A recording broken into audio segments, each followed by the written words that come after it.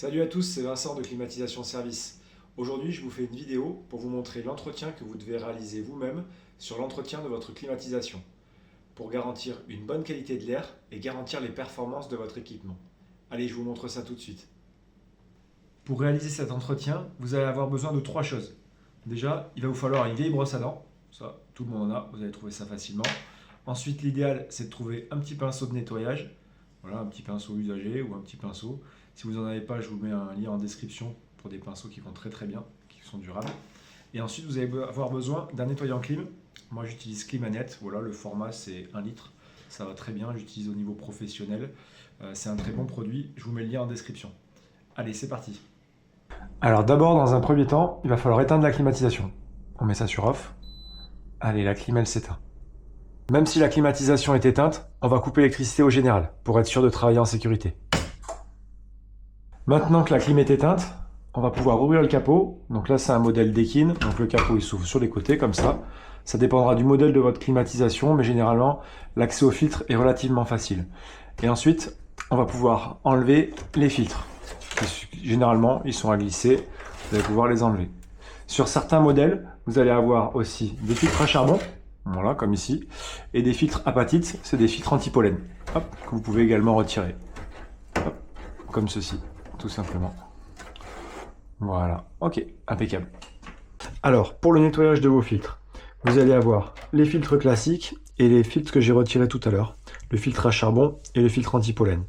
Pour le filtre à charbon et le filtre anti-pollen, je ne vous conseille pas de les mouiller parce qu'après, une fois qu'ils sont mouillés, ils se désagrègent très vite. Simplement les brosser avec une petite brosse pour enlever la poussière, les taper un petit peu, voilà.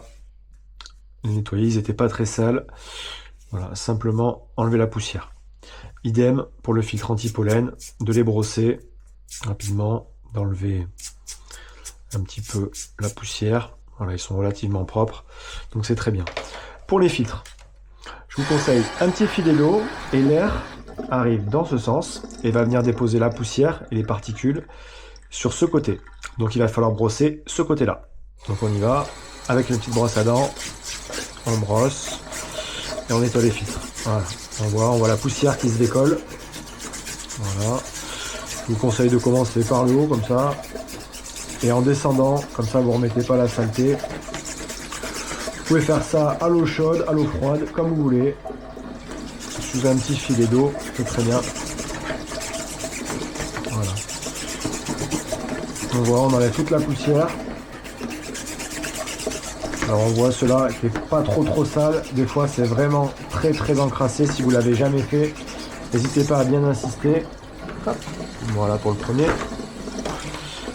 Et ensuite le deuxième.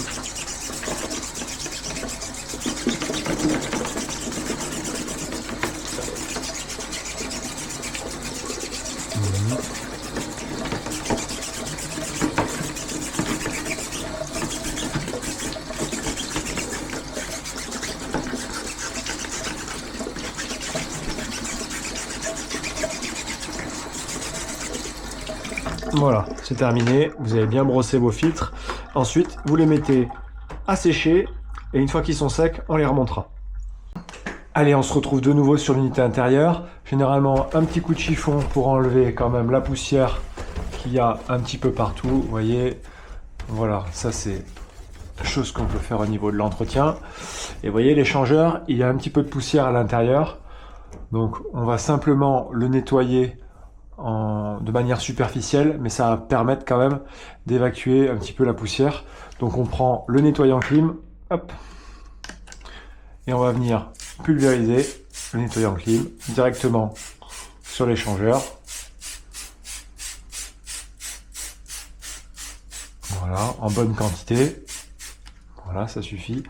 Et ensuite, avec soit votre petite brosse à dents, vous allez faire. Alors vous faites attention, si vous mettez votre main trop près, il y a des petites ailettes. Vous pouvez vous couper, donc vous faites attention et vous brossez tout doucement. Alors c'est plus simple avec un pinceau. Et vous allez voir, voilà, le produit pénètre bien. Il sent super bon. Voilà, tout simplement. Vous remarquerez que j'ai rien démonté, hein. J'ai simplement ouvert le capot. C'est vraiment le nettoyage fait par l'utilisateur. Voilà, très bien. ça suffit, vous voyez, vous avez déjà enlevé pas mal. Si vous voulez ensuite inspecter l'intérieur de la turbine et faire la désinfection, je vous conseille de faire appel à un professionnel. Et je vous rappelle que l'entretien des climatisations, il est obligatoire quand les appareils sont supérieurs à 4 kW de puissance et c'est à faire tous les 2 ans. Allez, on va remonter les filtres. Nos filtres ont séché. Alors ceux-ci, bon, ils étaient mis comme ça tout à l'heure. On va repositionner le filtre à charbon. Voilà, hop.